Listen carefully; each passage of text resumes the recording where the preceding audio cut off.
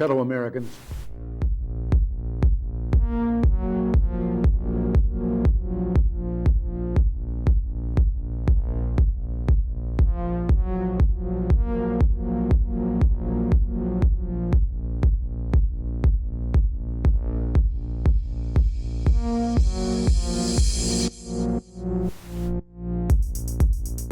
Let's talk about the situation at the border. We've seen a huge surge in migrants crossing the border since January. The number of children in custody higher than it was than its 2019 peak during the Trump administration.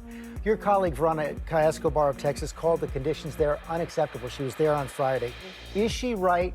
What more must be done? Actually, the facts are these. There are more children, about 600-700 more children, unaccompanied children, coming over the border. This is a humanitarian challenge to all of us. What the administration has inherited is a broken system at the border, and they are working to correct that in the children's interest. I'm so pleased that the president, as a temporary measure, has sent FEMA to the border in order to help facilitate the children going from one 72-hour issue into where they are cared for as they are transferred into family homes or homes that are safe for them to be. And I have to confess, I knew nothing about their suffering until 2021 when I volunteered to help the Biden administration with the crisis at the southern border. As part of Operation Artemis, I was deployed to the Pomona Fairplex Emergency Intake Site in California to help HHS, Office of Refugee Resettlement, reunite children with sponsors in the United States.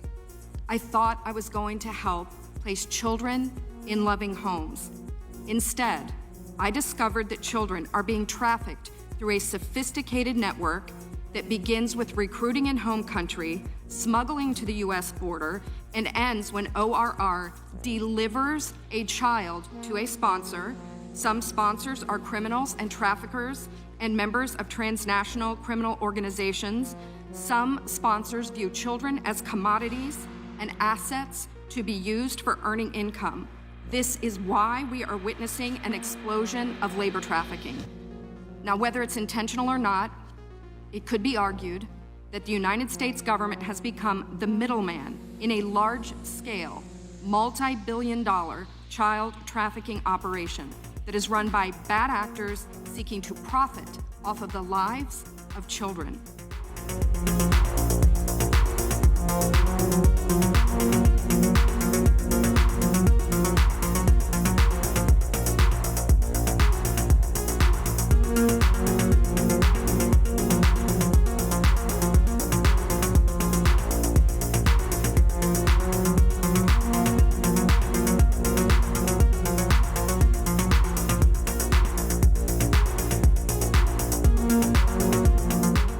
Russia said once they take Ukraine, Poland and the Baltics are next. Those are NATO countries. That puts America at war. This is about preventing war. It's always been about preventing war. My husband is a combat veteran. He's deployed now. The last thing I want him or any of his military brothers and sisters to do is to go to war. But I think it is time to give the Ukrainians more help hitting these bases inside Russia.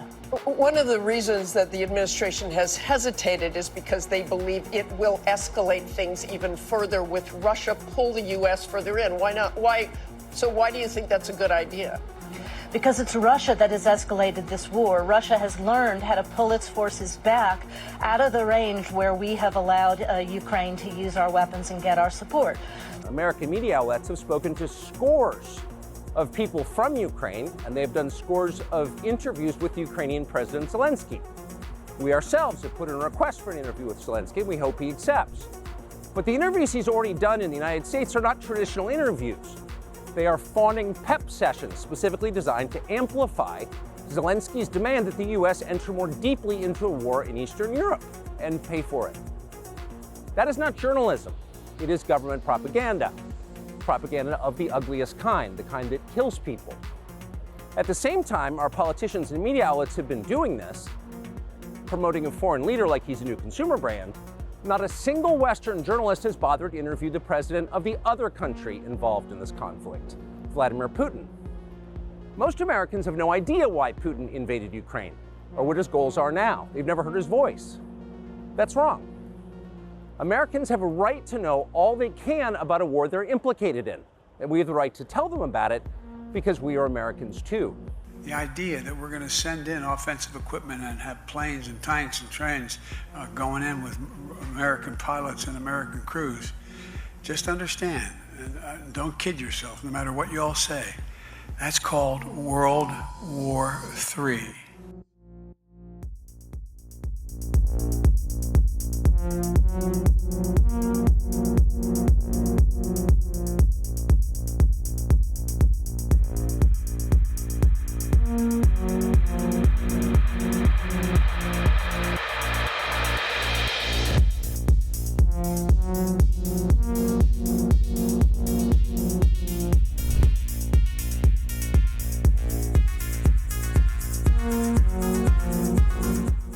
Ron Wyden was confronting the most senior spy in the United States, General James Clapper, who was then the director of national intelligence, right?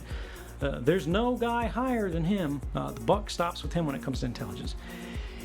He's testifying under oath in front of Congress, right? But more broadly, in front of the public. This is televised. And Ron Wyden asked him a very specific question about a program, mind you, that Ron Wyden knows exists because he has security clearance. He sits on the Intelligence Committee. And he knows there's domestic mass surveillance, and this is how it goes. This is how the top spy responds under oath. So what I wanted to see is if you could give me a yes or no answer to the question, does the NSA collect any type of data at all on millions or hundreds of millions of Americans? No, sir. It does not. Not wittingly. There are cases where they could inadvertently, perhaps, collect, but not wittingly. So that was a lie. Wyden knew it was a lie. Clapper knew it was a lie. He actually admitted it was a lie after I came forward, 3 months later. Here I am, sitting at the NSA, next to my buddies who I've talked to about these programs. I've gone, look at this, and they're laughing at it. I'm laughing at it, and it's not that we go, oh, ha ha ha, he's getting away with it. It's like, what are you going to do? These guys are, they're bullshitters. The system is built on lies.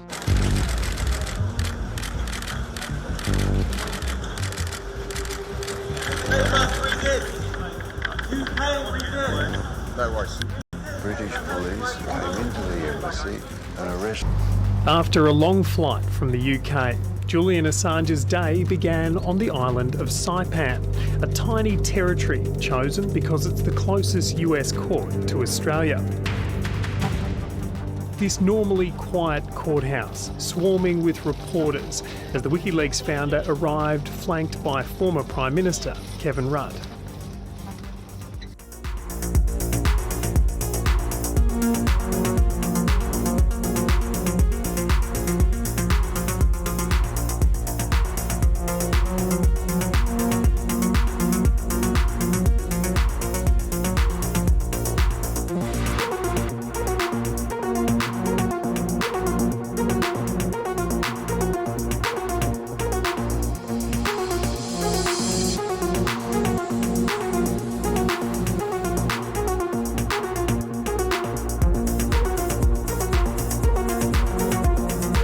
Individual used an AR-15 in order to act out his assassination attempt. An AR-15 has a range of about 400 to 600 yards.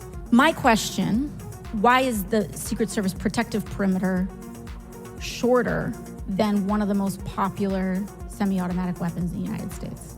There are a number of weapons out there with a number of ranges.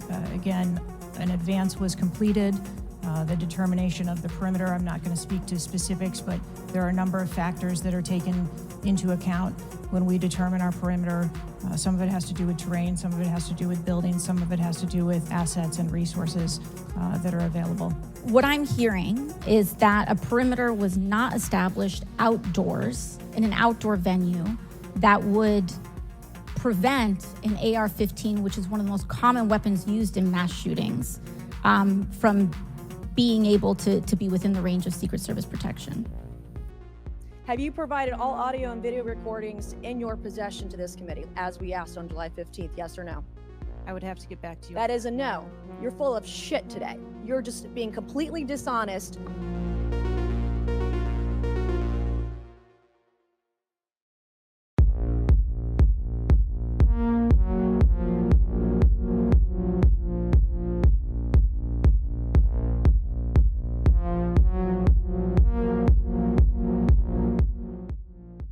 So what is the threat to democracy? People on both sides, people in power, saying out loud that they want to control what you get to hear and see. It is real, it is a threat, and it is happening and growing. And I'll tell you what, punishing thought is on the agenda. And I just heard it from someone who's not a kook, not Alex Jones, not Tucker Carlson, one of the most sober and intelligent politicians of our time, Hillary Rodham Clinton. I think it's important to indict the Russians, just as Mueller indicted a lot of Russians who were engaged in direct election interference and boosting Trump back in 2016. But I also think there are Americans who are engaged in this kind of propaganda. And whether they should be civilly or even in some cases criminally charged is something that would be a better deterrence. Meta CEO Mark Zuckerberg admitted that the Biden administration repeatedly pressured Meta to censor content, including information about Hunter Biden, and Zuck admitted that he also regrets complying with these demands. In a letter to the House Judiciary Committee Chairman, Representative Jim Jordan, Zuck writes, quote, "The FBI warned us about a potential Russian disinformation operation about the Biden family and Burisma in the lead up to the 2020 election. That fall, when we saw a New York Post story reporting on Joe Biden's family, we sent that story to fact checkers for review and temporarily demoted it." You know, you do some tweets that seem to be, or at least give support to some who would call others conspiracy theories. Well, yes, but I mean, honestly, you know, some of these conspiracy theories have turned out to be true. Which ones? Well, like the Hunter Biden laptop. That's true? Yeah. Yeah. I am in awe of Ms. Jankowicz. When the department picked her, did it know that she had said that Mr. Hunter Biden's laptop is Russian disinformation? Did it know that she had vouched for the veracity of the Steele dossier? Senator, let me repeat myself and add an additional fact. One, we do not discuss internal hiring processes. I think you've got no idea what disinformation is, and I don't think the government's capable of it. Do you know who the greatest propagator of disinformation in the history of the world is? The U.S. government. Think of all the debates and disputes we've had over the last 50 years in our country. We work them out by debating them. We don't work them out by the government being the arbiter. I don't want you guardrails. I want you to have nothing to do with speech.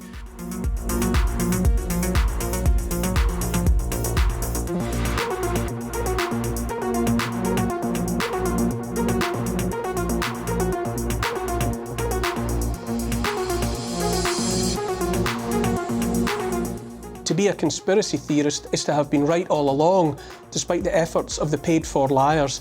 And it's also to be demonstrably well ahead of the gullible, still believing in smoke and mirrors. Conspiracy theorist was first used by the CIA to shut down those who doubted the official line about the murder of John F. Kennedy, that fishy old tale about a lone shooter and a magic bullet, and then that lone shooter being shot by another lone shooter before he could talk. That was in the 1960s, and from then, the label conspiracy theorist worked for decades as the means to make thinking people too scared to speak when they smelt a rat. Let 2024 be the year of clearing out the rubbish, the trash, the long overdue year when the past or sell-by-date labels, conspiracy theorist among them, are cast into the dustbin of history.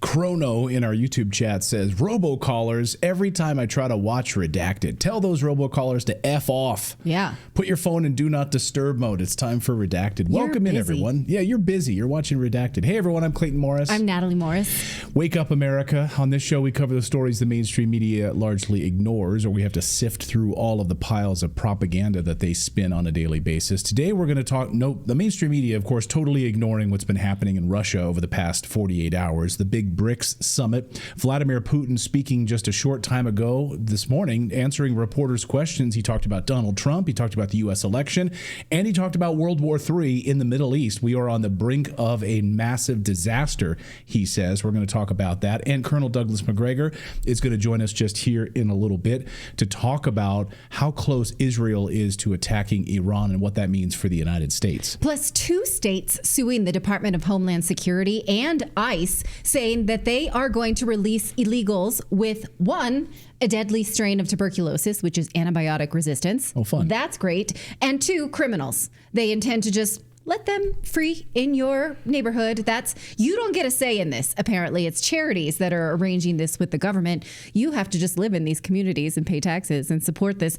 It's wild. If your AG is on the ballot, it's time to pay attention because they're the only ones really pushing back about this. And what happens when you defund the police across the United States? You know, the liberal policies that defunded the police and shut down police departments across the United States. Well, it turns out crime surged and actually destroyed communities. And we're going to talk with the director of a brand new documentary today, the creative mind behind the brand new documentary called Their Lives Mattered. It's kind of taken the internet by storm right now. Yes. So we're excited to speak with him a little bit later in the show. Good to see all of you guys. Plus, we'll get to your super chats and your Rumble rants here on this Thursday. Let us know where you're joining us from around the world. We are live every day, Monday through Thursday, at 4 p.m. Eastern time. So good to see all of you guys today. Indeed. Are you feeling it? Are you feeling the electric energy of the election? Yeah. I am. I feel like something. I need to clear my schedule and just be on Twitter for the remainder of it. But I'm here. I'm working. We got to do it, right? So we got to talk, have productive conversations because we are still part of a Republican, a representative republic. So let's do it, shall we? Let's do it. Okay. Well, Russian President Putin warns that the Middle East is on the brink of disaster and World War III seems imminent. Speaking to reporters this morning at the BRICS summit in Russia, Putin talked about how Israel's war against Gaza and Lebanon and Iran must stop before it spirals out of control. Hostilities that started a year ago in Gaza Strip now spilled over to Lebanon. Other countries of the region were also affected. The confrontation between Israel and Iran is also growing. It looks like a chain reaction, and it puts the entire Middle East on the brink of a disaster, and the humanitarian situation is also exacerbated. The displaced persons and refugees is more than 1 million people. The infrastructure and residential areas, hospitals, schools, social infrastructure were largely damaged. He also said that an independent Palestinian state must be established and must peacefully coexist with Israel. Now, Putin was also asked about the relationships with a future Trump administration and developing good relationships. He said Russia is open to this, but the U.S. has to make the first move, both by voting him in and then Trump actually making the contact. As to how Russia-U.S. ties are going to develop going forward after the elections, this is an open question. We are open to, if the United States is open to building good relations with Russia, we will reciprocate. But the choice is up to the new American administration. All right. Well, Trump's name came up again, responding to Democrats' fake news about Russia and Trump somehow colluding, even though that was disproven in previous elections. They have tried to warm that tea back up. Here's how President Putin called this nonsense. As for your allegations about Donald Trump, this is something that we've heard for years. We've been blamed, and Trump himself has been blamed about some kind of connections, having some kind of connections with Russia. Then they've had investigations, including investigations in the United States, including in the Congress, and everyone now agrees that this is complete nonsense. There has never been any kind of ties or connections between myself and Mr. Trump. Yeah.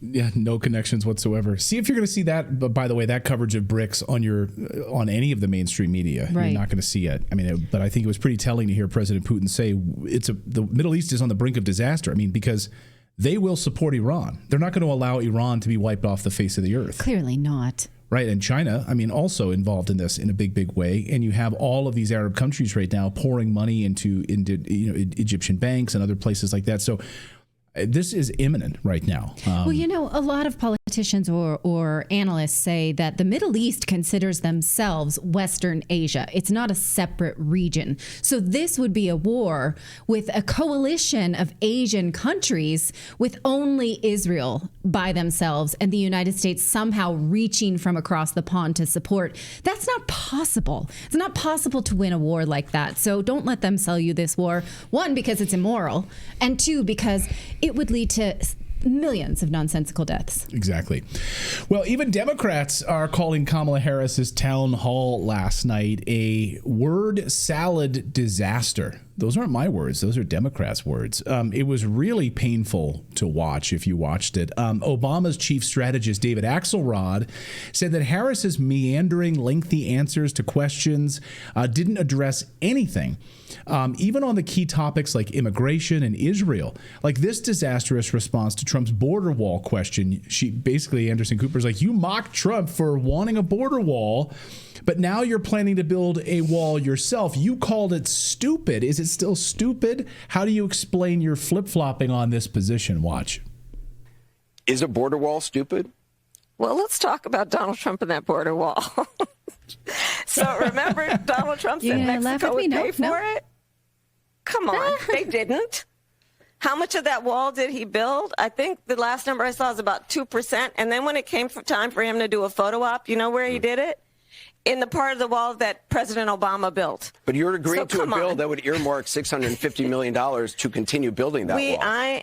I pledge that I am going to bring forward that bipartisan bill to further strengthen and secure our border. Yes, I am. And I'm going to work across the aisle to pass a comprehensive bill that deals with a broken immigration system. I think Jackson's question, part of it was to acknowledge that America has always had migration, but there needs to be a legal process for it. People have to earn it. And that's the point that I think is the most important point that can be made, which is we need a president who is grounded in common sense and practical outcomes. Like, let's just fix this thing. Let's just fix it. Why is there any ideological perspective on it? Let's just fix the problem. To fix the problem, you're doing this compromise bill. It does call for $650 million that was earmarked under Trump to actually still go to build the wall. I am not afraid of good ideas where they occur. So you don't think it's stupid anymore? I think what he did and how he did it did not make much sense because he actually didn't do much of anything. I just talked about that wall, right? We just talked about it. He didn't actually do much of anything.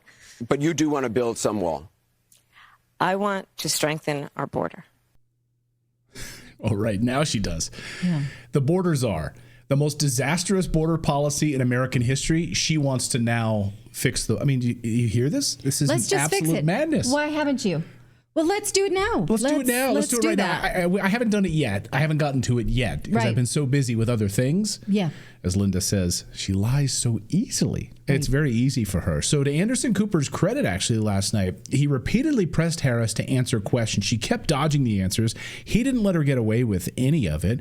Here it was one of my favorite exchanges when Cooper asked her if she's ever made any mistakes during her life or her last 4 years as vice president. Here's how she responded.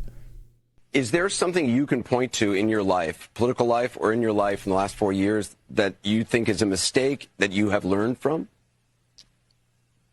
I mean, I've made many mistakes. and they range from, if you've ever parented a child, you make lots of mistakes too. In my role as vice president, I've probably worked very hard at making sure that I am well versed on issues, and I think that is very important. It's a mistake not to be well versed on an issue and feel compelled to answer a question. Okay. Like, what are your weaknesses? You're applying for this job. What are your weaknesses? You know what? I just care too much. I spend too much time researching the topics. Rely too much on amazing people. And if I didn't care too much, that would be a weakness. Right. Yeah. Let's go around the horn here. Like, what if you were being interviewed for a job? Like, what would you say? Like, I would say, well, you know what? I get hangry, so I get hangry, and I become a passive aggressive asshole. He does. I can't I can't stand it. Sometimes I'm disorganized. Yeah.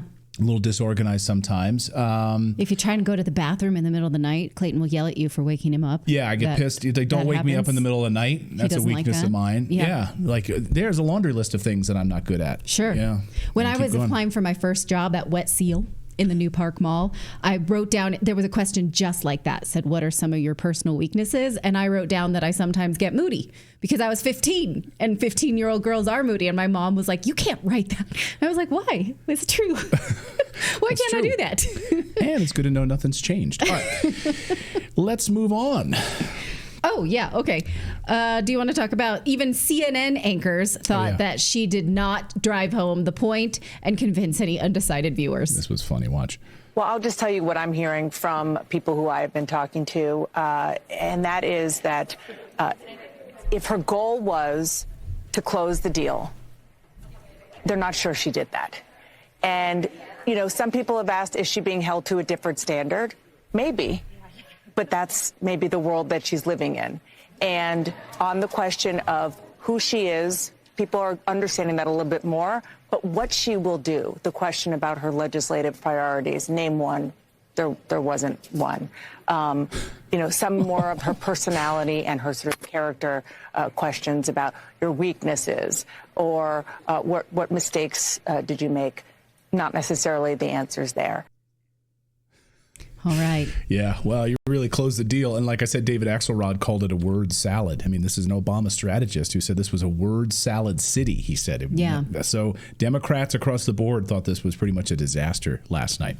All right. Well, a new book by Bob Woodward shows that President Biden's mental decline was well known for at least a year before he dropped out of the race. We've been saying that for longer than that because we watch what he does and says. But according to Woodward, now President Biden reportedly struggles to complete sentences, couldn't stay focused during public appearances. Witnesses say it's like talking to a, quote, senile grandfather. At various fundraisers in 2023, Biden couldn't answer simple sentences, couldn't recall basic facts or even words. Woodward explains how he used pre-written note cards, but still wanders off topic often and repeats old stories that he just told. Most damning of all, though, Woodward explains how top Biden aides knew this and continued to lie to the American people, quite frankly, telling us that everything was fine, like this one when Karine Jean-Pierre, White House spokesperson, said all of these videos about Biden looking frail and incapacitated, those are just deep fakes. It tells you everything that we need to know about how desperate Republicans are here. And instead of talking about the president's performance in office, and what I mean by that is his legislative wins, what he's been able to do for the American people across the country, we're seeing these deep fakes, these manipulated videos. And it is, again, done in bad faith. Yeah, so it's all fake. It's all fake videos. Well, it wasn't until the disastrous June 27th debate when they could no longer deny it. And we saw that happening. So, and remember, it was a conspiracy theory that they told us for the first half of 2024 that Biden would not be on the ballot. They said that's a Republican conspiracy theory. Here we are. Another one to check off the list. Conspiracy theory came true. I want to just say, and not to pat ourselves in the back, but I will, because occasionally I'll see a troll in the comments say, when has Redacted made any predictions that come true? Quite often, actually. Ukraine war, Israel, and the list is actually pretty endless. But last year, I specifically said that he would not be the Democratic nominee for president of the United States. He would not be on the ticket. And people are like, you're a conspiracy theorist. And sure enough, he's not the Democratic candidate for president of the United States, because it was well known within those circles that he was cognitively impaired. And even as Tucker Carlson pointed out, his own family knew this going back years, even before he ran for president of the United States, that this was well established. So the fact that their team was lying to us repeatedly, I mean, to me, it's treasonous. Right. Yeah. I mean, this is absolutely treasonous. You're keeping this from the American people, and then you're covering it up. Well, Bob Woodward, his new book, lays this all to bear. Well, Kamala Harris's open border policy has cost America $150 billion, and it's taking money from police, fire, and other local resources. Take a look at the front page of the New York Post today, called Land of the Free Lunch. U.S. spent $150 billion on migrants last year. It's taking money from everything else. Migrant crisis cost $150 billion in 2023, with crisis zones having to cut police, having to cut fire services to cover cost of illegal immigrants. Housing, food, etc., all for them. So taking money away from services that you need for your community and instead giving it to feed illegal immigrants and house them.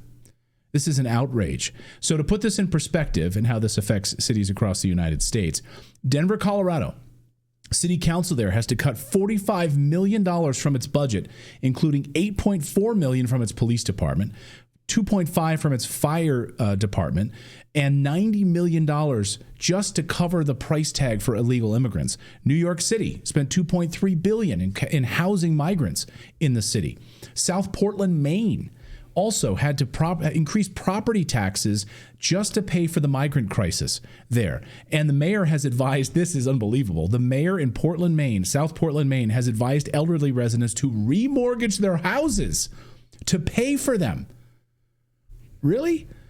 And Chicago faces $1 billion budget gap right now, partly over migrant services, which are now they're scrambling to make up. So the New York Post reports that this is just the tip of the iceberg when it comes to migrant spending, as the state and local expenditure is far higher.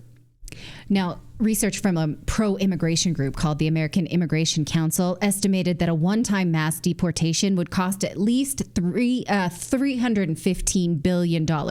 Now, they present that to you saying, see, we can't afford it, we shouldn't do it. But if this is the real number, which we know it's a deflated number, that would pay for itself in just 2 years, right? So do we keep paying $150 billion per year in taxpayer dollars, or do we shell out one time and then fix our immigration system? What do you want to do? Well, I guess that's on the ballot.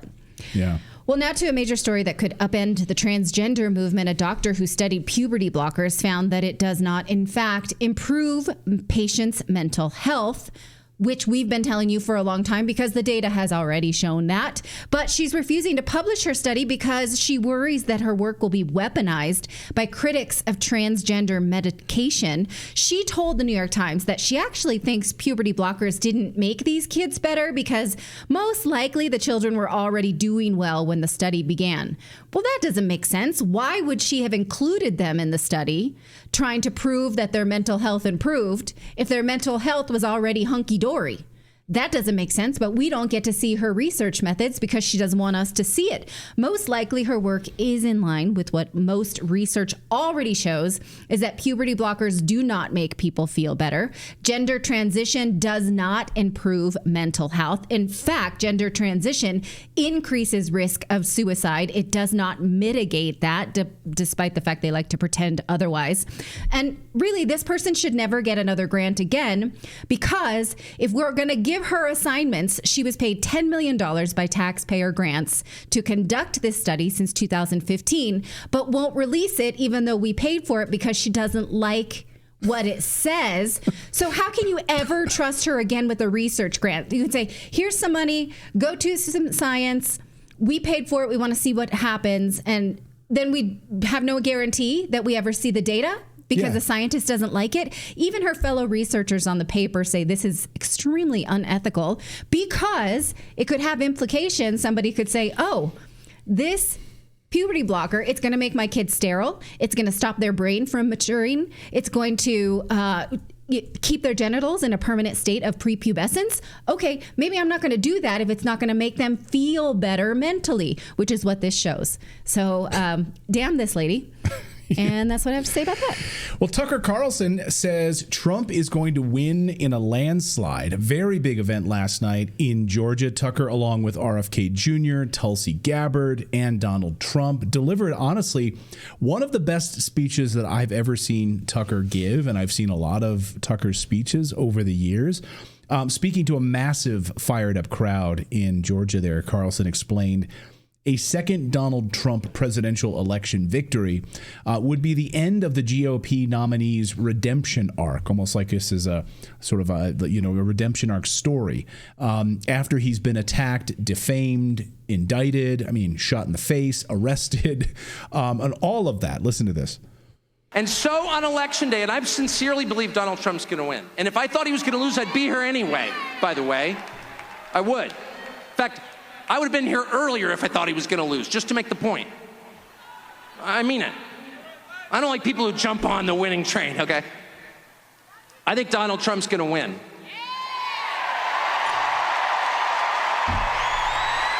And not only do I think Donald Trump's going to win, I think that the vibe shift has been so profound. The numbers suggest he's going to win. He's ahead in all 7 battleground states. But much more important, and the early voting seems to be favoring him. But more important even than the conventional political markers is what you smell around you. And it's the return of freedom. It's the return of the country you grew up in, where you could say things like, I like that guy, and maybe you like the other person, that's fine. That was not allowed for 9 years. And it's allowed now. And I think, and it's because of what they did, by the way, they deserve this. But I think the vibe is so strong right now, I don't think we can get away with pretending something else happened. I don't think we can have another 2020 at this point. I just don't. I don't. Where they hid relevant facts from you, they prevented you from knowing about their candidate and then claimed victory. 37 billion votes or whatever they claim he got. That's rigging the election, period. If the government prevents people from knowing critical information about a candidate, they have rigged the election. And they did that, period. Oh, you're not allowed to say that. I'm not allowed to say it because it's 100% true. And every person who hears it knows it's true, including the people who did it. I don't think they can do that again. I don't. And I don't think, no matter what they pull 2 weeks from now, 13 days from now, I don't think they can get away with standing up and being like on MSNBC, no, actually, Kamala Harris is historically popular, it turns out. A woman who's never had a job, who can't even pronounce her own first name consistently. That's how false she is. Some woman who grew up in Montreal, Canada is lecturing me about America. Okay. I don't think they can do that, because I don't think people are going to sit back and take it. I don't. It's enough. It's enough. It's enough. Carlson also destroyed the mainstream media and Democrats who have pushed this false narrative that Americans who like Trump are somehow weirdos and marginalized misfits, when the reality is the ruling class, as he pointed out, is filled with actual freaks and misfits. You're actually seeing it now, right? Talk about Bill Gates and Jeffrey Epstein and all of those people that are trying to protect their weird sort of pedophilia in Washington, D.C. and everything else. Those are the weirdos. Everyone in Hollywood? Yeah, those are the misfits. Yeah. I mean, you had Kevin Sorbo, actor Kevin Sorbo. He's like, the reason I wasn't kicked out of Hollywood. I left because they're all pedophiles. Yeah. Right. These are all the people supporting Kamala Harris, by the way. Mm-hmm. Holding fundraisers for her and all of that. He says it's a cult. Tucker said, quote, none of the normal people are supporting the Democratic machine. It's the party of weirdos, of envy, of hate, of redemption, of bitterness, of weakness, of total lack of creativity. It's a party of conformity. It's a party of the machine where it doesn't matter who the candidate is because individuals are immaterial. He says, all that matters is the collective. That's the Soviet model. And he finished the speech with this, saying, we're sick and tired, and we're not buying your bullshit anymore. I love this. Watch. That's the point at which you say, no, I'm sorry. I put up with this crap for a long time. I indulge your little fantasy. It's like when your teenage girl becomes a vegetarian, and you're like, okay, that's, well, okay, it's fine. No, I totally understand. And you're like, it's a phase. But if that phase goes on for 9 years and includes destroying your major cities and allowing your country to be invaded by millions of foreigners whose identities you don't know and whose purpose in this country is unclear, by the way, why shouldn't we feel threatened by that? If they go out of their way to crush families, to make it impossible for your kids to buy a house, and getting involved in the sex lives of your children, which they are, if they do all of that, they need to lose. And at the end of all of it, when they tell you they've won, no. You can look them straight in the face and say, I'm sorry, Dad's home, and he's pissed. Thank you. Oh, I love that. Longtime viewer Lisa Pettit in our show, in our chat, says, I wish I was that positive about the outcome of the election. It does feel like we're all on tenterhooks, but I like the positivity, the idea that the Democrats go back to the drawing board, realize they're all perverts, and don't come back until you've paid penance. I don't want to hear from you. And Daddy's home. Yeah. We're case closed. We're done You're now. grounded, Democrats, for being perverts. Exactly. All right, we've got more news to get to here. Colonel Douglas Macgregor is going to join us in just moments. We're going to talk about the disaster unfolding right now in the Middle East. Is this war about to happen before the election? Yes, in fact, he believes that that's the case. We're going to talk to him about how he sees this unfolding and, really on the back of what President Putin just said this morning, that President Putin, of course, saying that the Middle East is about to explode into World War III. So I'm going to ask him, is this hyperbolic? Sometimes I'll see some people in the chat saying, no, that's fear-mongering talking about World War III. It's like, is it? I mean, all signs point to this is a major disaster unfolding right now. So we'll talk to him about that. But first, we want to tell you about our friends over at Indeed, because we're all driven by the search for better. But when it comes to hiring in your small business or large business, the best way to search for a candidate is not to search at all, but instead match. Because with Indeed, if you need to hire, they can match you with the perfect candidates instead of searching through a black hole of resumes. And in fact, you can ditch the busy work.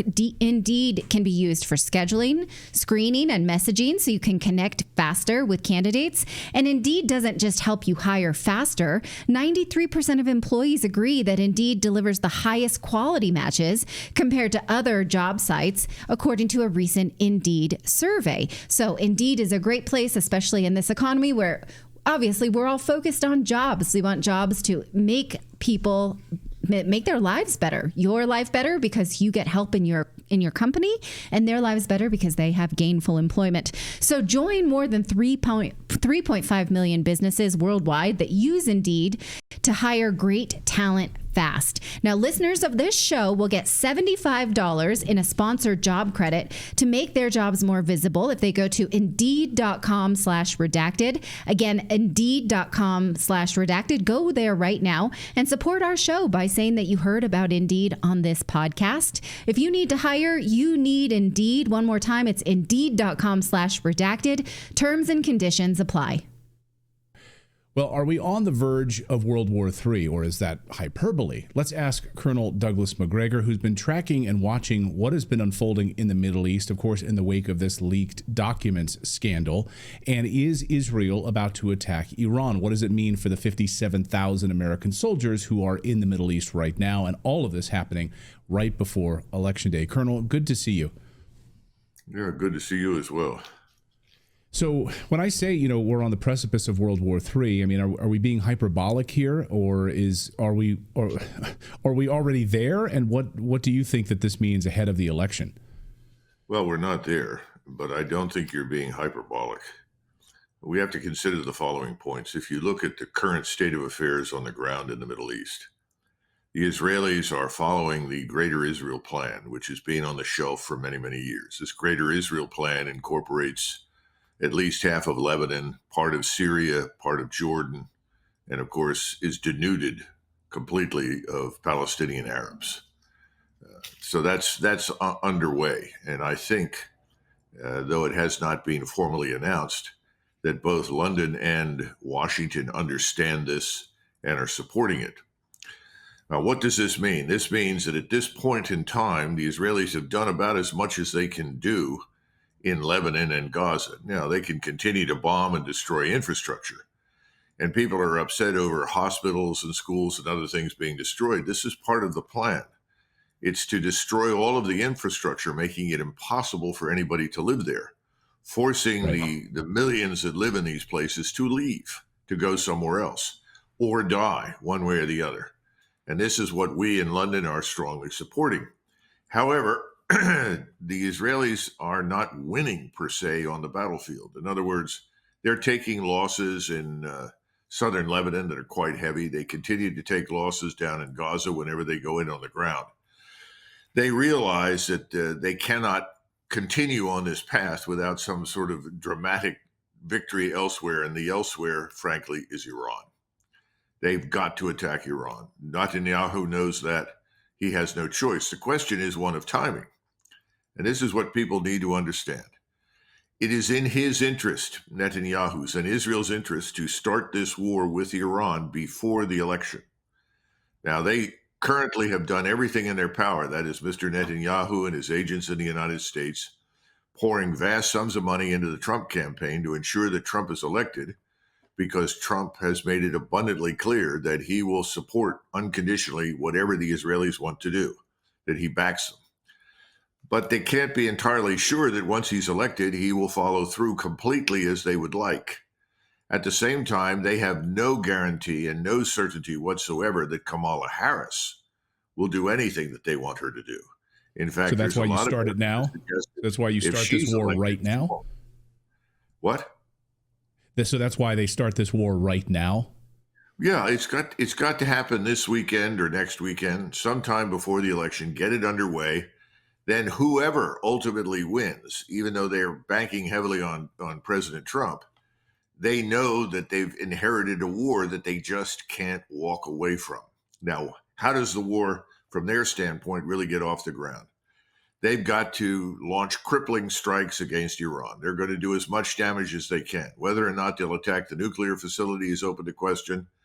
The probability of their attacking the oil facility, I think, is very high. Again, that's another lucrative target. There are many other things to hit, but those are the two most significant from the Israeli standpoint. If they do either or both, the Iranians will respond ultimately with all that they've got, and they've got quite a bit. And as we've already seen, the air and missile defenses don't really work all that well. Any of these could be overwhelmed. These two THAAD batteries, terminal high altitude air defense or area defense missiles and radars, are not going to measurably change much, because you are inevitably firing two missiles, sometimes even three, to hit incoming missiles. So you can exhaust whatever is in your magazine quickly. The Iranians, on the other hand, I'm being told, have the capacity to fire 400 missiles and rockets an hour for days. Wow. So you're talking about a very different set of circumstances with Iran. But that's fine with Mr. Netanyahu, because as soon as Israel comes under attack, the plan is for the U.S. air power and missile power to attack Iran.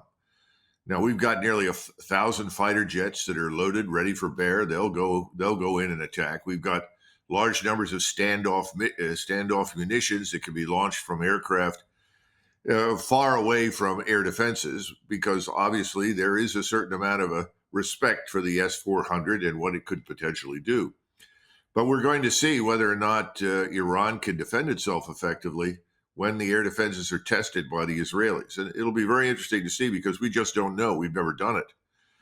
Now, once this war begins and you get the U.S. naval, air, and missile forces engaged, and the U.S. Air Force with the bombers that are down on Diego Garcia, all of this will be thrown at Iran. What will Russia do? And Russia has made it pretty clear that they are not going to allow Iran to be destroyed.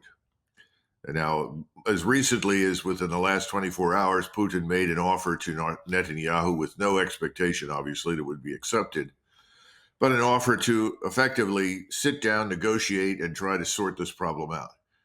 Netanyahu and Israel have no incentive to sort anything out. From now on, it's their way or the highway. There is no interim. There is no room for a discussion of a solution that does not involve the wholesale removal of all the Arabs from Israel. And as I said, we seem to have signed on for the Greater Israel Project, we and the British. In other words, we're happy to change the order completely in the Middle East. Now, Russia has no incentive to go along with that. By the way, the Turks have no incentive to go along with that. Iran has no incentive to go along with that, neither do the various Arab regimes. The Arab states are weak. They're not strongly led. But right now we are seeing a lot of evidence that, for instance, the Saudis are putting a lot of money into Egyptian banks. We're going to see a lot of that happen with Qatar and the other Arab Emirates putting money in Jordanian banks. This is to stiffen the spine of those countries and remind them that they're Muslims and that they need to get on board with the larger war that's beginning. And I think that's where it's headed right now, a very major war. And the issue for us, frankly, is how long could we fight in support of Israel without Israel being destroyed in the interim, regardless of what we do? And I don't think we've got the missile power, the arsenals, the munitions to stand up and fight for more than a week or two. That's deeply troubling. I mean, Americans should let that sink in. What you're saying here is that basically the United States government is supporting the ethnic cleansing of Gaza, the destruction of Gaza in order to expand the size and scope of land package for Israel, expanding into other areas, not just Gaza, of course. But then we have 57,000 troops sitting there. Many of these bases can really only handle small arms fire, drone attacks. But when you get Iranian missiles, ballistic missiles targeting these American bases, if we throw ourselves into this, these 57,000 Americans and maybe more thousands over the coming days will be joining this. They're all sitting ducks. I mean, it's what we've been saying here on the show, and Americans need to wake up and pay attention to what's happening here. Again, am I being hyperbolic? No, absolutely not. And they will undoubtedly take casualties. And of course, that's music to Mr. Netanyahu's ears. The more Americans who are injured or killed, the more likely he's convinced that the United States and the population will cast its lot with Israel 100%. Now, I'm not sure he's right. I think there are a lot of Americans that have serious misgivings about widening this war. There are many Americans that don't think the war should be going on at this point and are wondering why nothing is being done. The other aspect that nobody bothers to point out that will get a lot of attention when it happens, and that is you've got a financial crisis waiting to explode onto the world scene. There's a lot of information right now suggesting that Bank of America may go under. Stop and think about that. That's an enormous institution, and it has lots of unrealized losses. And we just don't know, but it looks bad. And how much can we do to prop that up? And what does that mean for other financial institutions? So this is in the background. Once this begins, this could effectively unravel the so-called world order that we keep insisting has to be maintained at all costs. So whoever becomes president, and at this point it probably doesn't matter once this war gets off the ground by Mr. Netanyahu, whoever inherits this mess is going to have to make some decisions, because the longer they wait to make hard decisions, the worse this will get. And that means, how long do we participate in this fiasco? And we'll have lots of people say, well, we can't stop. I remember everybody saying during the Vietnam period from 68 onward, well, we can't just leave. And of course, that's exactly what we did. And the question this time around will be, after a couple of weeks, how can we go on? Look what's happening in our country. Our country is not exactly the picture of social cohesion right now. And this, of course, presupposes that the majority of Americans regard whatever happens on 5 November as legitimate. I mean, obviously, the expectation, and I think under normal circumstances, President Trump would win. Will he win, though? I don't know. But let's assume he does. Now he said he's going to back the Israelis to the hilt. Now, how long does he do this before the financial system takes a bite out of his administration? I mean, it's a very dangerous time. I don't think we can be hyperbolic right now if we're Americans looking at this from our standpoint. Yeah, I see some comments occasionally, in our show. It's like, oh, this fear about World War III. It's just fear mongering. I mean, look at what's happening. And we should be fearful right now. Yes, maybe we should all be fear-mongering, because you see what's about to happen right now? It's a disaster waiting to happen for the United States. Well, and remember something else, and I think you and I have talked about this before. We have a small number of people inside the Beltway that have hijacked the government. When I say a small number of people, what are we talking about? 50 to 100 political figures with huge billionaire backing who've been making the decisions and driving policy. You know, we're not in control. We've not been consulted. Right. And the people inside the Beltway don't care. And the other problem is most Americans are sitting there, even though you are raising the alarm, and others. I mean, I listen to this too. And Americans sit there and say, well, you know, war is something that happens on someone else's soil. It's not a problem for us. It's going to be a hell of a problem for us. And remember that we're no longer clubbing baby seals. When someone asks me, what do you think war is like in Iraq or Afghanistan? It's clubbing baby seals. What's the baby seal going to do? The baby seal has no air defense. The baby seal has no army, no air force, nothing. So sure, you can club baby seals. Well, you're no longer clubbing baby seals. Iran is a major power. No, it has not invested in huge armies for the purpose of conquering anything, because it doesn't do that, doesn't want to do that. But it's invested heavily in this missile arsenal. And we know they're in the threshold stage regarding, you know, nuclear warheads. Burns, CIA director, has said they have not built a nuclear war yet. I think he's probably right. But what's the incentive to do nothing now? What happens if the Israelis decide to use a tactical nuclear weapon against the so-called Iranian nuclear facility, which has to be penetrated, has to go through hundreds of feet of ground to get to it? Well, then that proverbial genie is out of the bottle. If the Israelis use a nuclear weapon, her opponents are going to show up with nuclear weapons, and that would be catastrophic. Yeah, we should all wake up and pay attention. Colonel, great to see you. I want to encourage our audience to go over to your website, which is Our Country, Our Choice. Learn about Operation Focus, taking our country back, stopping these maddening wars, and focusing on the United States of America. Colonel, great to see you. Thank you for your insights on this. Thank you very much. Bye-bye. Thanks, Colonel. Appreciate it. So I'm glad to be vindicated, because I say World War III alert. I mean, you're not going to hear it on CNN or Fox News or anybody else is warning us about what's about to happen. They're they want this to happen because it's huge ratings for them. We're trying to prevent this from happening and trying to make sure people are prepared. So, I mean, it's terrifying right now. And of course, at the heart of all of it, you might be, I don't care where you come down on this, there's 57,000 Americans sitting there as sitting ducks right now, who will be attacked if this unfolds. I hope that if President Trump gets in, that he pulls back on this immediately and demands a ceasefire. Go ahead, Philip. Just think about that, like the fact that their troops are there, like, you know that Iran is going to do everything they can to not attack those American positions because they don't want that to happen. Right. But then you know that they're just going to happen to get attacked.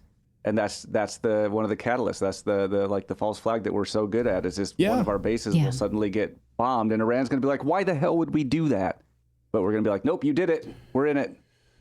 Well, and Iran has said, if the United States does attack us, we will respond. And there's plenty of targets throughout the Middle East that are American-backed that will be destroyed.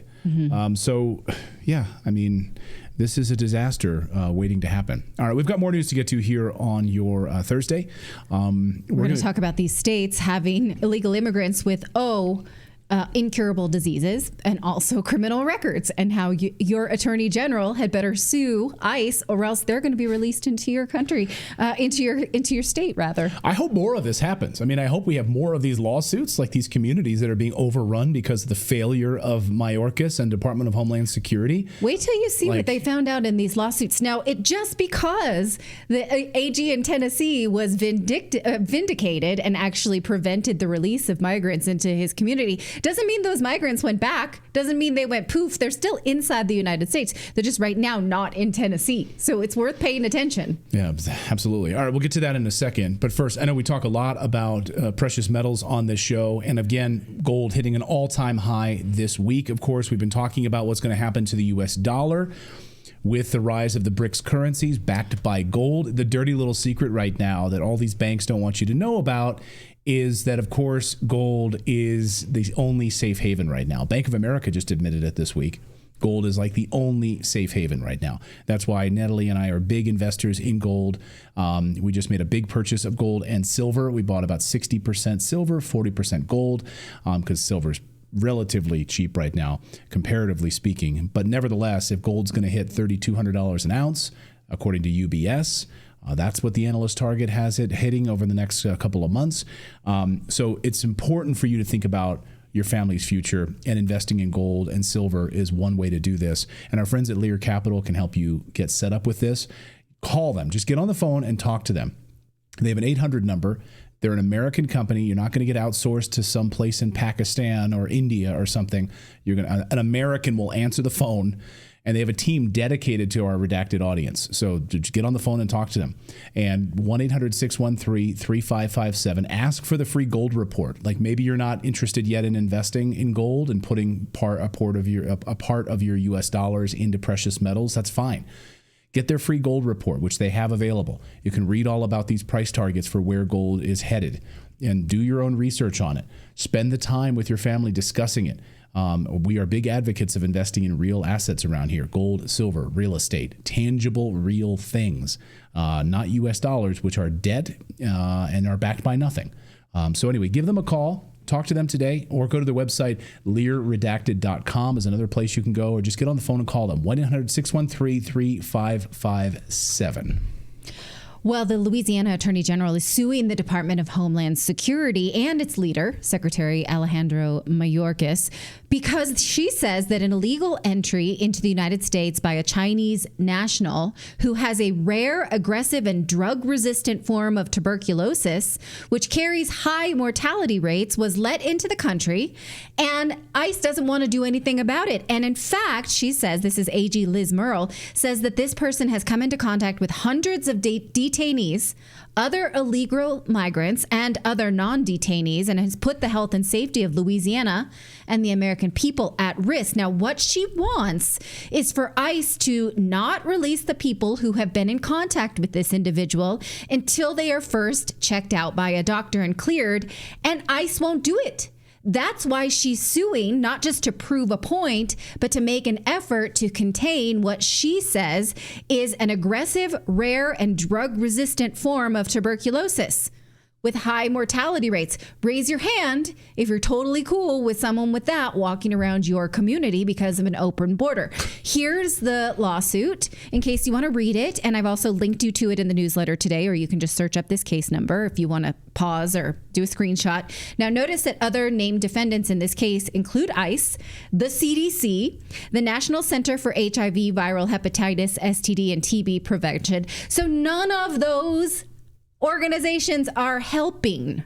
They're not that concerned, really. So concerned about COVID, but this TB, which she says is highly fatal, antibiotic resistant, they're not helping. So here's the timeline of what she says happened on finding this patient. She says October 9th, they learned that this person had a rare and drug-resistant form of TB. October 15th, the AG has a call with ICE and demands that ICE not release anyone else who was exposed to this patient without first having a medical clearing from the Department of Health.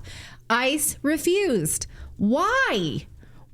Because they just need to shove more people in there? What's the purpose of saying, no, we gotta let them go? Why?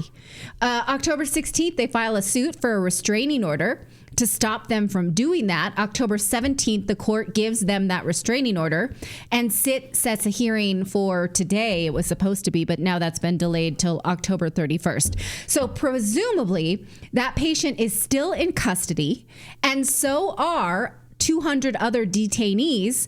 And if they weren't sick before, they have a higher chance of getting sick now because they'll get more of a viral load unless that person is contained. We don't know.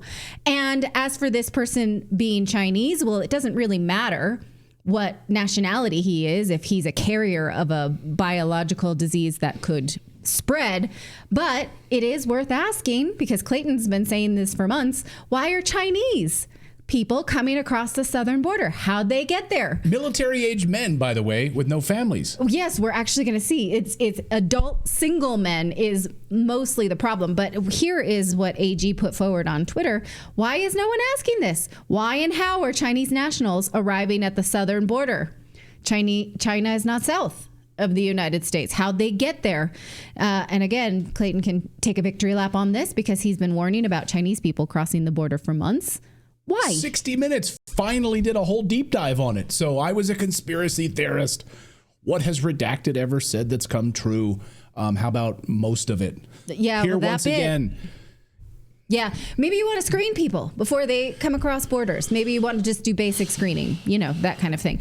Now, in other news about ICE and migrants, this is outrageous. Tennessee Attorney General Jonathan Skrmetti had to sue ICE to get them to not release thousands of what he says single adult immigration detainees into Tennessee, many of whom had criminal convictions.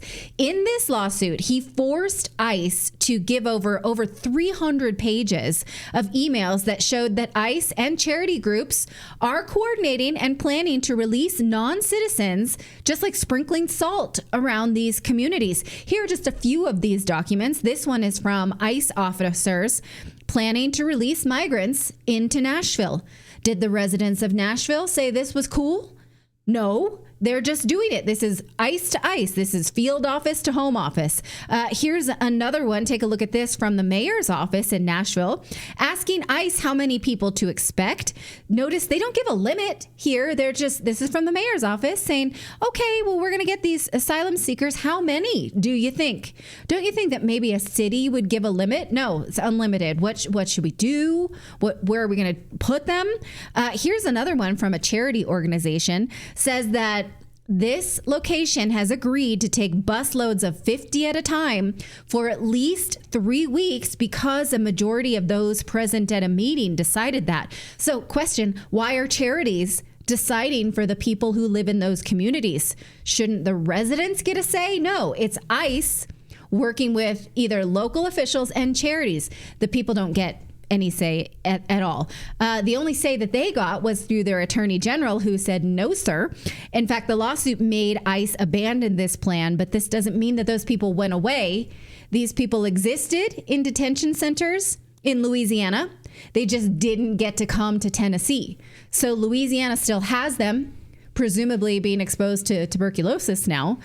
So where are they? What happened to them? Here's what the AG says about this. Not only was this a coordination between ICE, Nashville city officials, and a Tennessee immigration nonprofit. Again, why do they have that power? That they were going to release thousands of single adult non-citizen detainees, and that many of them had violent criminal records, including murder, rape, and kidnapping. So maybe ICE should not be working with nonprofits. Maybe you don't want these nonprofits having a say in what happens in your city. Maybe someone wants to stop that. Now, also this week, NBC reported that the Department of Homeland Security has identified more than 600 migrants in the U.S. who may have connections to a notorious Venezuelan gang called Tren de Aragua. They say that some of them could be victims, witnesses, or family members, but they know that at least 600 of them are connected and are on this watch list, and that this gang is in at least 15 states, possibly 8 more than that. Okay, you're watching them, but let's recall what ICE told us recently they do when they know of non-citizen criminals. They don't do anything. They know about them, and that's about it. Remember this document where ICE admitted that even though they know about illegal immigrant criminals, they mostly have to let them go. They gave us this chart, which we showed you in many iterations. It showed that of over 600,000 criminals, including murderers, kidnappers, and rapists, 97% of them are not detained. So that's nice that they're watching an extra 600, but we know that they have a 2% chance of being detained. So watch them all you want. Does that make us safer? Terry Newsom up there in Chicago, a friend of the show, Terry Newsom, who hosts the is it the Behind Enemy Lines or Behind the Lines podcast, or what is it on this? I forget the name of the show. Anyway, Terry sent this to me just the other day, and he said the new Chicago PD FOIA requests show hundreds of Tren de Aragua crimes throughout Chicago. Only through FOIA requests are they getting this information out to the public. So all of these illegal, violent Venezuelan gangs with first-degree murders are in 3 first-degree murders in these FOIA requests in Chicago. Yeah. Thanks, Terry, for sending that over. So, again, it seems like, attorney generals, they're elected officials. They're on the ballot. So they're going to do things that they think will help them to continue to be elected. So it absolutely matters if your attorney general sees things like this, like, hey, maybe it's not so great to release criminals or people with infectious diseases that we have no cure for into our communities. So who you elect in this matter absolutely matters. Greg Voles in our chat here says, I had a friend who drove illegals for an irrigation company or with an irrigation company and got tuberculosis. There you go. Thanks, Greg, for sharing that. All right, we've got more news to get to here in a moment. We're going to tell you about this new documentary called Their Lives Matter about young children, specifically minority children, who are harmed by gang violence. 10 per month are dying. But you know the names of George Floyd and the likes of that. And so marching on behalf of those people, yelling for decriminalization and defunding the police, who does that hurt? Minorities more than any other group. So we're going to look at this documentary in a second, and I'm excited to talk to the host of that documentary. But first, we want to tell you about our friends over at Hallow, because it is the #1 app in the world for Christian prayer and meditation. And I tell you guys, if you are not praying or communicating with your higher power in any way right now, I don't know how you're getting through, because the world is terrifying. The election is scaring me. Global warfare is terrifying. We need help. We can't solve this all by ourselves. So appeal to a higher power, however it is that it means to you, because Hallow as a brand does not align with any particular political party. But of course, as a Christian brand, they share a lot of conservative values. And this is something that we can think about as we, try and get through this together. Hallow has over 10,000 audio guided prayers plus meditations. If you want something maybe a little bit non-denominational, they have it. They have daily gospel reflections, daily miracle reflections, daily silent prayers, and daily spiritual writings. It's a great place for you to get in touch with your own spirituality. Also helps you lower anxiety, helps you battle whatever it is that you're dealing with, whether it's personal or more than that. So right now you can go to hallow.com/redacted and you can download Hallow for a 3-month free trial. So tell them that we sent you. And again, whatever type of prayer, spirituality you need to get through, we are a proponent of that. So if you need a little help, try out Hallow. It's hallow.com/redacted. Who are the victims of defunding and demoralizing the police? Well, children. Mostly black children. Why do we not hear about these victims? Former Black Lives Matter activist Xavier DeRosso has a new short documentary out called Their Lives Matter on PragerU, and it's a heartbreaking piece of work of all the things we're not supposed to notice, such as the fact that black people are the victims of black crime mostly, while society works so hard to advocate for the rights of criminals. Why is that? Joining me to discuss is Xavier DeRosso. Thank you so much for joining me to talk about this. Of course. Thank you so much for having me. So why don't you give me a summary of your documentary, why you felt motivated to do this, and what is the main message you want us to hear? Of course. So essentially, the documentary is shedding light on what the media is not paying attention to. And it's the fact that we have so many young children who are just going to school or playing out in their grandmother's front yard or getting their hair cut. And they end up being the ultimate victims of this reckless violence that we have in so many of our inner cities. And no one's talking to these parents. Nobody's hearing from the families of these victims or really just shedding any light. And part of why I think that that's an issue is because we had movements like Black Lives Matter and defund the police and all these different narratives that were shifting our focus away from the problems that are actually truly happening right here in our own homes. And when we sat down with these people, we were learning their stories and learning that ultimately a lot of this is coming from the progressive DAs.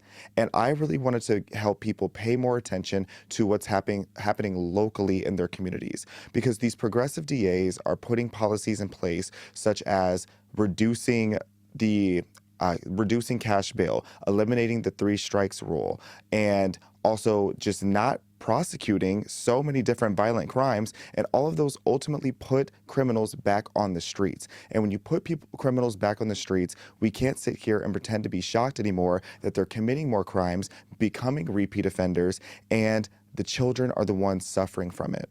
So what I want people to take away from this is start paying attention and start realizing our district attorneys, that's pretty much as important as our elections for president. We need to start holding our own communities accountable and stop motivating people to, or demotivating the police, I should say, and motivating people to align with groups like Black Lives Matter when we're not even treating children like we're not even treating children like their lives matter. Right, and you have a shocking statistic that 10 children per month are dying of street violence, mostly minority children, but we don't see their names in the news. We see names like George Floyd, we see these other archetypes, but not, this is innocence. This is real innocence lost, right? Right, and that's why I keep saying we have made household names of George Floyd, Breonna Taylor, Trayvon Martin, but we haven't made household names of the likes of Michael Moultrie Jr. We haven't made household names of Natalie Wallace. These children who were doing absolutely nothing wrong and having their lives taken from them. And how the entire documentary came about initially started, I was going to make a video about this young teenager who was at a bus stop and 2 thugs ran up and shot and killed him. And as I was doing research about this young child, I started getting confused because the information wasn't aligning. And then it dawned on me that, wow, I'm confusing 2 different stories of 2 different children who were both killed at bus stops in the same week. And it made me realize how often is this happening, and why is it that I'm not even hearing about this in mainstream media? Why am I having to scavenge and turn over every single rock and look in every corner of the internet trying to find this information? The outrage that you would expect there to be about children being senselessly murdered, it's not there. And when it is there, it's not sustained. Not in the way like we see with BLM when the likes of George Floyd passed away. We're still hearing George Floyd's name to this day, but you don't hear about these truly innocent victims, and that needs to change. Now, you speak to parents of these young children who were gunned down by gang violence. And one of the things that you speak about is that when this woman, she says, I want to talk to this person that shot my 4-year-old son. I want to tell them, did you mean to do this? What do you feel about this? Will there be justice? And the response that she gets from gang members is collateral damage. And so what do we as a society do about a group of people who think that it's acceptable to have collateral damage of children when their aim is to kill one another? How does this happen to a group of people?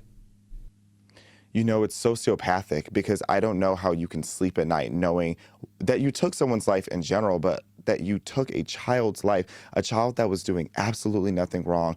I don't know how you sleep at night. But what it really boils down to, it's a cultural issue. You don't become a sociopath like that overnight. It starts in the home. It starts with having a broken home, a broken environment, a lack of accountability, and just a lack of ambition. There are so many issues that just all cultivate into what we're seeing in these gang members. And it's really a societal issue that we need to come together and stop normalizing. And this is a blunt way to say it, but in a lot of these very urban neighborhoods, they uplift and celebrate a lot of loser behavior. It's very much a loser behavior to be out here committing these crimes, being gang members, being just nefarious criminals. It's not cool. It's not something that should be celebrated. It's not something that should be celebrated in our music, in our art, in our TV shows, in our movies. But for far too long, they have glorified absolute loser behavior. And we need to stop that. We need to start having both parents back in the home. We need the nurturing and we need the discipline. We need the focus and the priorities, and just parents who are teaching their kids that you can go out and be better and do better. Because a lot of these people who are committing these crimes, they tend to be young. They tend to be very young, often black men who come from extremely broken homes with no accountability and no guidance. And what they do is they go and they destroy the exact same communities that they live in or that they grew up in. And then they have no remorse. It needs to change. It is cultural rot. Right. So these DAs that are saying, well, these people had bad lives. We don't want to see them punished, overly punished for what they've done. But then somebody is saying, well, actually, they have no remorse for killing a child. What do we do with a person like that who shrugs their shoulders and says collateral damage? I mean, I guess the extreme, the mama bear in me wants that person to never see daylight again. That's what I want. So even you talk about how black people don't want less policing. They want safer streets. So with that, what do we do with that? I guess is what I'm asking. I mean, I know it's a big question, right? I mean, yeah, I remember even back in 2020 at the height of Floydapalooza, I remember seeing a poll, I believe it was from Gallup, showing that 80% of black people wanted the police in their communities the same amount, if not more. So when you hear this rhetoric about over-policing and we need to get the police out of the urban areas, no one is saying that. These people do want police in their communities. They do want more of these DAs to hold these criminals accountable. But when you have these DAs who are like, oh, we don't want to make these people's lives harder, it's like, no, what you're doing is you're incentivizing the criminals to continue. Because if you're not holding them accountable, if you are not making prison time a serious threat and something that can actually be delivered upon, then what is going to stop these people from committing crimes? If you have nothing to deter them from going out and shooting and killing and robbing each other, then they're just going to keep doing it. We need to start having punishments again. And it's sad to say, but a lot of these people just need to be put in prison and they need to stay there. Especially if they're a repeat offender. Getting rid of the 3 strikes rule, which essentially just means if you keep committing crimes, we're going to give you harsher and harsher sentences until you don't see the light of day. That, to me, makes sense. Because if you refuse to rehabilitate and become a member of society with any kind of couth or any kind of remorse for your fellow man, or at least for children, then you do not deserve to see the light of day. You do not deserve to be walking on the same sidewalks as the people who are out just trying to live a safe and peaceful life. So we need to start having DAs that are not progressive, because even the premise of a progressive DA does not make sense. Why would you be a progressive DA? If anything, you should be trying to conserve the law, the Constitution, and keeping your communities safe. But right now, these DAs are wildly out of control, and it's time for them to be checked. Well, I was reading recently that in 2014, the Obama administration sent a notice that schools that over-punished minority children would be at risk for losing funding. So what do we teach these minority children? That you can get away with brutalizing your communities. And that now bleeds into, because those children that were in school during the Obama years are adults, and they have been taught. And when you watch this documentary and you see this woman, and you say, is there any justice for your son? You and I know before she opens her mouth that there's not, because he's a nameless black child victim that we don't get to see. So it makes sense to me that this would continue. And so what do you want people to do after watching this documentary? And I want to say that, look, most of us who were moved by the death of George Floyd, we had 9 minutes to be silent over his death, right? Do you have twice that amount for children, to put your effort into children? That's why I think that it's worth your 20 minutes to watch this documentary. So tell us what you think the rest of us should do after being moved by this. I think, of course, you need to be paying more attention to what's happening in your community, especially if you're a parent. If you are a parent, then you need to be paying attention to who is your DA. What's the crime like in your community? What groups are there that you can potentially support locally? And just helping people become aware of how serious this issue is. I know the election is important. We're all paying attention to the presidential election, but you also need to pay attention to your local legislation and what is happening in your community so that you aren't being devastated by this as well. Because I remember when I was in Chicago, off the record, I was talking to some of the detectives who were helping us do some of the shooting and keeping us safe. They were shooting for the film film and keeping us safe. Right. They were telling me not gun shooting. Yeah, I was like, let me keep that clear. Yeah. But they were telling me that it has gotten so bad there that the true numbers is that you have essentially a 90% chance of getting away with murder in Chicago, because even if they do arrest you, you're probably going to have minimal jail time. And someone like Happy Gregg, the mother whose 4-year-old child was shot recklessly, she told me that they have so much evidence. They know essentially who shot her child. They have it on video. They have eyewitnesses. They understand the motive. They know who they were actually trying to shoot. They have all of this information, but still the DAs will not prosecute them. And what made it even crazier to me is that the person who shot her son, that she is 99% sure shot her son, went and attempted murder in the next county over the same week, same gun, same bullet shells, same clip of bullets. And still, that man has not been brought to justice. So we need to be holding these leaders accountable, and we need to do everything that we can to keep our communities safe, and that starts with awareness. So that's why I'm so happy that people are checking out Their Lives Mattered. Well, you can find it at prageru.com. You can also follow Xavier on many different platforms of social media where he tells us more about that. Thank you so much for coming on Redacted and telling us about this. Of course. Thank you for having me. It's terrifying. Yeah, it's awful. And you can't watch that and not be haunted for those parents. There's a man who says, he came home from work, he was tired, and his daughter wanted to watch Frozen. And he's like, no, baby, we have lots of time. We'll watch it another time. And he said, we didn't get that time to watch together because then she's gunned down in a playground, just playing outside. So we have to see these kids. We have to be outraged about them more so, right, than adults. This is a loss of innocence. And so watch it and let us know what you think. Also separately, after the first time Xavier DeRosa was on Redacted, he said he had overwhelmingly positive response. So thank you for reaching out to him. We appreciate it. Thank you. Yeah. Yeah. And so a little point, we're going to take your super chats here in a second. Get any super chats in before we wrap up the show today. We'll take your Rumble rants as well. Yep. And Rumble rants. But I just want to point a programming note for all of our Redacted Plus members. We have a Redacted Plus community, which you can join. This show is totally free, but if you want to support us, you can, for the price of a cup of coffee once a month, you can join our Redacted Plus community. And we have exclusive interviews and content for you. And tonight we're releasing a special interview with the son of Oliver Stone, that is Sean Stone, whose new documentary, All the President's Men, how the deep state has went systematically to take down President Trump.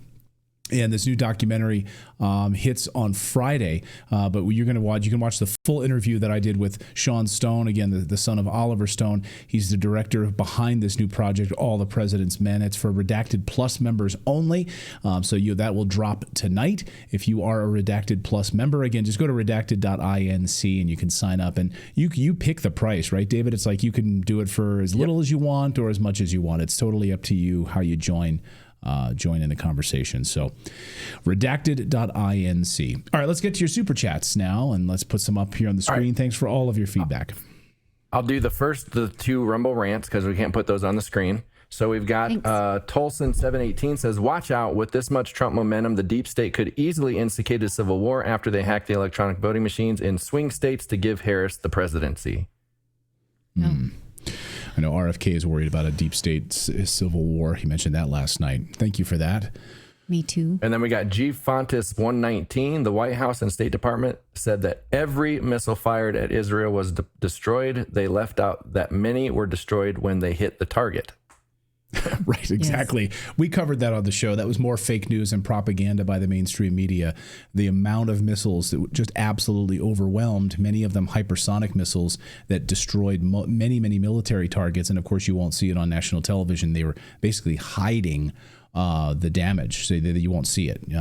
They'll pretend that the Iron Dome was saved everything. Yeah. M says, thank you for the work you guys put in. Redacted is critical. It's gone. Sorry. Can you pop that back? Oh, sorry. Critical I got to come on the production machine. In this time of uncertainty, 100% asset to the information war. Thank you. Well, thank you for saying that. We really appreciate that. Yeah. Okay. All right. Next one. Thank you, M, for that one. Appreciate it. I'm coming. Sorry. I put a timer on it during the show. Another one from M. Check out UNZ review, UNZ review, and look at the recommendations on controversial books. UNZ review. Okay, I'll check that out. Thank you, M. Appreciate that. It's your turn to take one of his book. Yeah. Those are heavy. They're heavy. I've got a good one I'm about to read right now, and I'm deeply troubled by it, so I'm about to read that. I like to space out my books. So I like do a novel, like read like a science fiction book, and then go back to effed up crap. Yeah, right. I'm only on effed up crap. Okay, KEG says, thank you for the $2 super chat. Alternative media is rebranded mainstream media. Excuse me, sir? No, I think he's being positive about that. Oh, okay. Alternative media is rebranded mainstream. Like maybe like this show is now becoming mainstream, that like people are turning off CNN. Okay. And I hope you don't think that this is pig on a lipstick, that we are anything like lipstick mainstream. On a pig. Yeah, pig on a lipstick. Pig on a lipstick. That we are anything like mainstream media. A pig could stand on a lipstick. I'm going to draw it for you. Okay. All right. Next one. But thank you if that's a compliment, and if not, see me after class. And that's a new one. Okay. Oh. All the talking heads lead us into dolicity, bad people. Docilicity. Docilicity. That's a hard word to say. Docilicity. I like that. Yeah. And the last people who watch mainstream media are alternative media heads showing it to everyone else. Body cams on politicians and autonomous jury. Oh, okay. I get what you're saying there. I would go for body cams on politicians.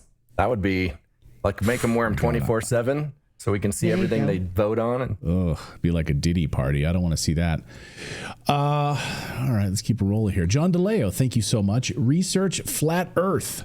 Flat Earth. I know people want me to do a flat Earth segment. I've been planning on doing one, but maybe after the election we'll look into that. Look, I'm as open as they come to anything. Mm-hmm. So if you can prove to me that that's the case, I'm wide open to it. I just want, show me the evidence. Show me the evidence. Yeah. So but we're a little busy. John. The world's at war. We're not saying that that's not important, but the war is important in the election. And so, you can only bite off so many things at once, research projects. Okay. Thank you. €50 from 1984 in Sarajevo. The soldiers from KP have gone to RU, not because Putin has run out of soldiers, but because Putin has only sent warships to Iran. Putin has publicly stated that the USA bears the main blame for the war in Ukraine and will pay. The soldiers would have gone to, because Putin has not. All right. I'm not sure. Soldiers from, have gone to Russia. He's talking, I think you're talking about from the Korean Peninsula, have gone to Russia, not because Putin has run out of soldiers, but because Putin has not only sent warships to Iran. Putin has publicly stated that the USA bears the main blame for the war in Ukraine.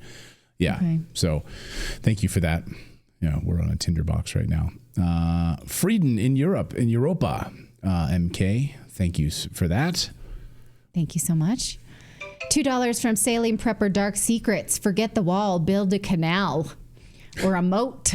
Yeah, that's what we need right now. Yeah, with alligators. All right, $2 from Rod. Ukraine will reach Siberia. Watch. Okay. We'll reach Siberia. As in they will push into Russia, or they will use long-range weapons to get into Siberia? Maybe long-range weapons, but I definitely 100% believe that war is coming north of the border up into Scandinavia. This has been foretold. We've been covering it here on the show. This will happen. There will be a war up into Scandinavia. So Finland, you guys better get ready for that. Melanie, please research the hundreds of prophets of Christ who daily want and foretell. This is an effort to save every soul. Please, much love. Thank you from the Terrible Truth 777. Appreciate that. Again, from $2 from Rod. Maps are flat. There's your clue. Maps are flat. Okay. What if I wrap it around a sphere? If I wrap a map around a sphere, see how that works. And that's the last one, and a good place to stop, I'd say. Yeah. Alrighty. Well, thank you guys for an amazing week. We're live Monday through Thursday here. We've got a lot of content for you this weekend. Once again, please sign up for our Redacted Plus community. That interview with Sean Stone will be released to Redacted Plus members tonight exclusively about the deep state's efforts to take down Donald Trump. You don't want to miss that interview. He said some mind-blowing things in there. So please check that out. Have a great weekend, everyone, and we'll see you back here first thing on Monday. Have a great night, everyone.